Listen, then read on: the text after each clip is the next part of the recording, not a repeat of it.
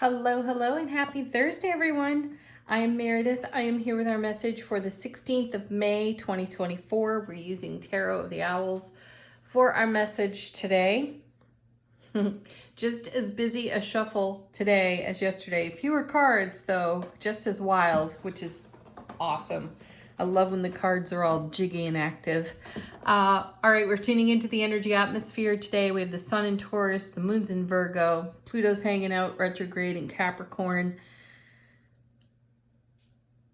Let's see what's going on according to Tarot today. Our first two cards. Hey, we're starting out with the Queen of Cups again. That's twice, 2 days in a row. I'm telling you, if it's not the High Priestess lately, it's the Queen of Cups. So back to being emotionally awake, aware, alert, super charged intuition, and a focus on something of great value. Now, the Queen she uses the water in the Ace of Cups to divine information, to receive information. So this is definitely got us in receiving mode to our intuitive messages. Let's see what she's paired with. Seriously, look at that. King of Cups. Wow. Divine masculine, divine feminine, self-mastery in the fulfillment of our emotional well-being. How beautiful is that? A matched pair, a divine union. Gosh, we've been talking about having harmonized, balanced, unified energy quite a bit lately. And if I recall correctly, we had, I think, 3 queens and an empress in yesterday's reading. So it was a big, heavy hit of divine feminine energy to, I'm going to say, counterbalance some of the divine masculine energy that we've taken action with in recent weeks. I'm going back to the eclipses at the very least. The actions that we've taken have required us to dig deep into our divine masculine so that we could move through this really unique astrological atmosphere and stay in harmony, giving focused attention to what we're nurturing in heart space. So what I'm sensing here with the King and the Queen of Cups showing up as our first 2 cards in the reading, we've achieved a level of divine union within self-relationship. And this is what we have been investing our energy in. And it's likely upset the apple cart in a big, big way too.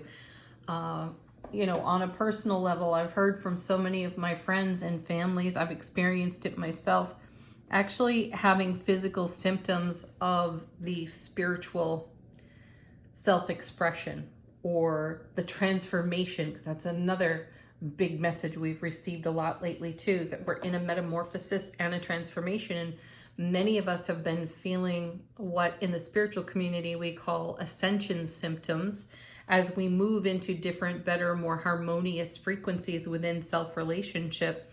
So it's really nice to see the divine union here between the Queen and the King of Cups. Whoa.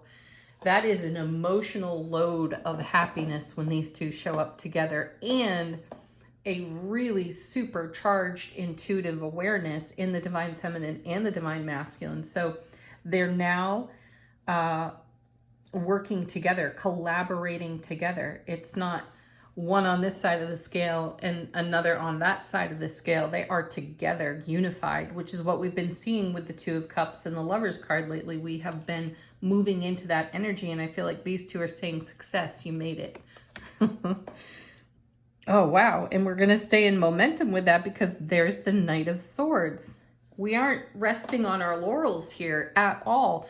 We're going to engage this inner unity in our own self-relationship, heart space, and we are off to the races here with whatever we are investing in now. We have the energy for it. How amazing.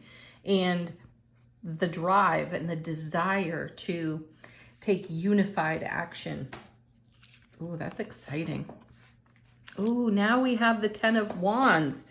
Another one of my favorite 10s. Gosh, I was just speaking about this card, and you know, I see it differently than most tarot readers. This card has a nickname of the burden in tarot, and there's no burden here as far as I'm concerned. Look at this beautiful sunshine.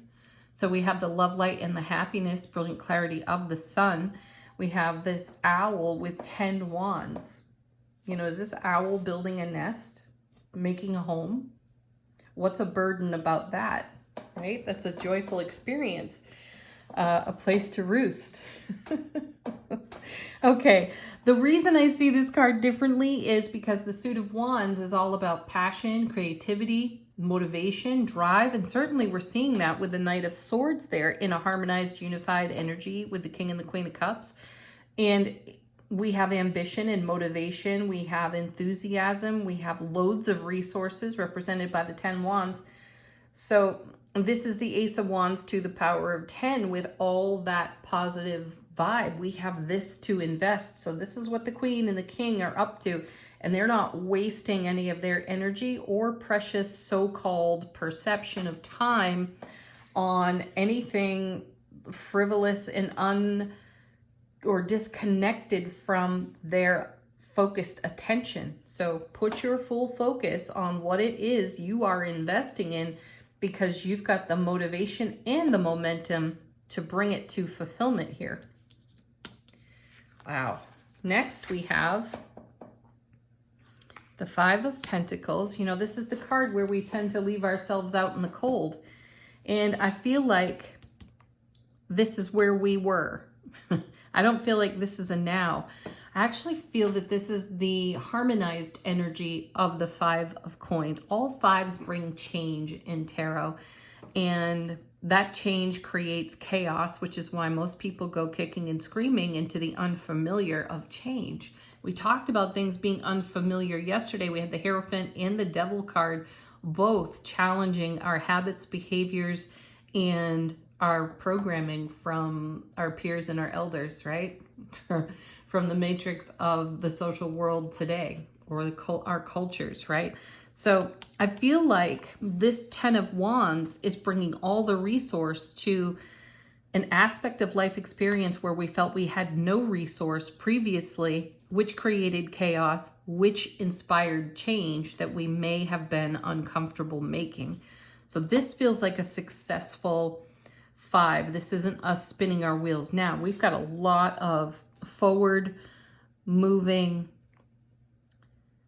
momentum in the direction of what we invest in. Oh my gosh, and look at this. Now we have the Queen of Cups and the High Priestess in the reading. That's fabulous. Gosh, I hope I see the Death card. I love when those two show up, and that happens a lot in these readings. Regardless, though, this confirms what I'm saying about this 5. The High Priestess is going to make us aware of any tendency toward leaving ourselves out in the cold, because that's still familiar, right? There's some place in your life where you put yourself on the bottom of the list rather than the top of the list, and everything else came before you did, right? You were last, you were at the bottom. And I feel like that's been turned around, because we have to give from the overflowing cup, not an empty or reduced cup, right? And the High Priestess is going to make sure that we are aware. See, this is where our supercharged intuitive guidance and information is going to stimulate our awareness, because, as I said, it's still familiar to put yourself on the bottom of the list. And especially when you're making inroads and new pathways within your spiritual experience and the way that you live in your heart space today. So this is beautiful. You'll get a nudge, you'll get an elbow to the ribs from the universe anytime you start to do this. And imagine, just ask yourself this: if I keep myself at the top of the list and I am celebrating my life from the overflow of the Ace of Cups, from the bounty of the resource of the 10 of Wands, imagine what miracles I could make. Because if you come to the party exhausted, you're not going to have fun, right? Because you've given your energy to too many other places. And I feel this unified essence between the Queen and the King over here is profound for us and super, super important, because it allows us to invest our energy in how we use all of our wands over here. And it's not going to be in a way to leave ourselves out of the cold. And thank goodness for the High Priestess making sure we don't. And then, see, great confirmation. There's the Chariot showing up for us again. So it's been a while since we've seen this, where the Knight of Swords and the Chariot have shown up in the reading.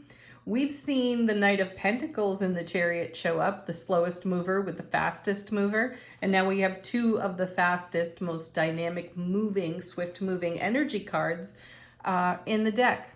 That's fabulous. See, we're not resting here at all. We're taking off, because the Chariot is, I've made a decision. Number 6 is the Lovers, where we make a choice, right? A unified, harmonized choice. And we were talking about that in yesterday's reading. In number 7, the Chariot, number 7 being heaven touching earth, right? And where we are racing down the track dynamically, because we have all the resource, we have all the energy and awareness that we require to build on our dream in the now, to expand our dream. Let's see what's going on from the bottom of the deck. What are we not exactly aware of? How is the universe supporting us behind the scenes? Oh my gosh, look at that. The very reason I got this deck was for this card. It was just so lovely. The Sun, happiest card in tarot. Brilliant clarity. Love and bliss and celebration and positive vibes for all of our endeavors. Oh my goodness. Wow, the two happiest cards in tarot. Gosh, you can't make this up. This is what happens when we're unified in self-relationship. The Sun comes out. We have the Four of Wands. We are celebrating life in a super stable way after we've come out of a period of life experience greatly influenced by eclipse energy that had us feeling less than favorable as we were growing and developing to be able to maintain this kind of foundation. Oh my word, seriously. Now the Ten of Pentacles. This is the Legacy of Happiness card. This is the everything card in tarot. You need to check a box to say, I have arrived. Here it is. That's the message. This is you at home in your own heart space with so much to celebrate and enjoy and share with the people that you love. And that's where the real, true meaning is for us. It's everything we invest for, is this kind of shared happiness with the people we love the most on our beautiful, amazing foundation, lit by the sun, driven by heaven touching earth over here. A tremendous amount of cultivated resources and an interconnection that cannot be broken. Oh, beautiful. And then we have the Seven of Swords. Ooh, another beautiful 7 where heaven touches earth. And that's in the mental perspective. So this card in tarot is called the Thief. That's its nickname. And it's a bit of a saboteur energy, which is connected to this 5 of coins over here. This is something we're sensitive to within ourselves. So wherever we feel a lack of harmony for heaven touching earth in our own heart space, we become aware of it swiftly, because you don't maintain this kind of happiness by wallowing in self-sabotaging energies, not at all. So the moment we feel, let's call it a trigger for that kind of energy, we correct it right away, because we have all these resources. We have tremendous spiritual bounty that we have invested in that is blessing us. This is love loving us, right? And we have that to pour on these moments. We also, and I want to bring this up gently, there are those around us who are at different ages and stages of their own spiritual development. And some will not be feeling this beautiful energy. And when we share from this space and we are met with the complete opposite, it feels like a drain plug's been pulled and all of the energy is running out. So this card is a reminder too, to keep a wary eye on those energetic drain plugs that get pulled by other people because they're having a more challenging time and our energy is so overflowing and bright and beautiful, they may want to draw on that. And again, I'm saying this all very gently. You know when you're in an atmosphere and an environment where you don't feel like you're thriving. And if that comes to you, it's a potential sabotage if you witness it and if you stay in it. This is a reminder. See, this owl is flying away. It's leaving a little bit of energy behind, like here are the blessings of love, joy, and happiness. Thrive in that energy. You might say that to someone else silently, telepathically, and then remove yourself from the environment. No raining on your parade. Beautiful. Okay. Oh, look, I wasn't going to do more. I always say that. And then I pull one more. And there's the Hierophant again. And that's exactly what we're talking about here. Because, you know, people around us have an expectation of the way they know us to be. And if we are different from that way, it causes discomfort. They may have met you where you were at a time when things were a little less than favorable, and that's where they're still connecting to you. So be awake, aware, and alert for that. Stay super intimate with your self relationship over here.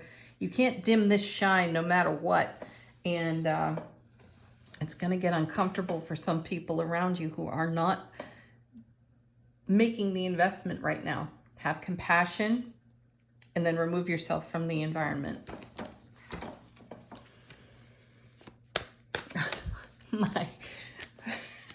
My guides.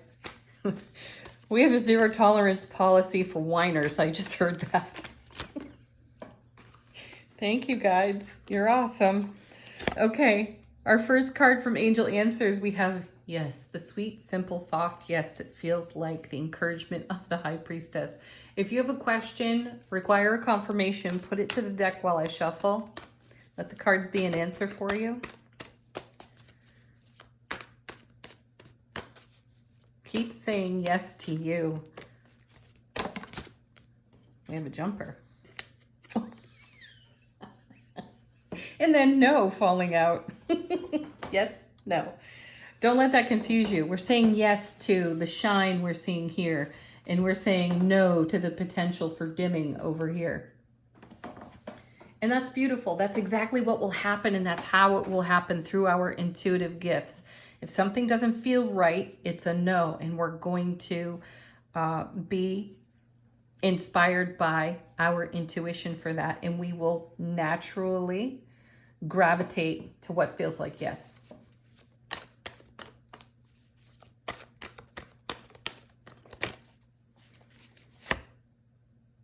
For real. There it is again. Big, happy changes. Thank you, 10 of Coins.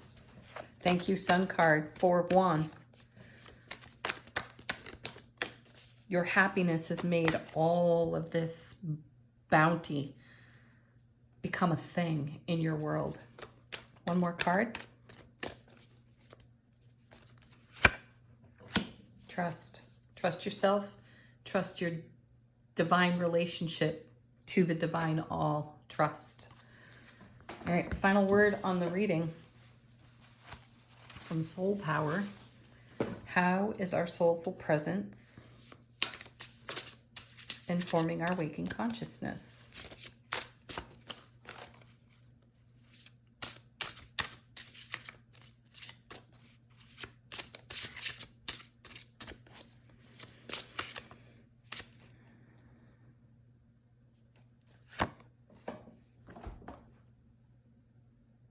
We have Transmutation Generator. Woo.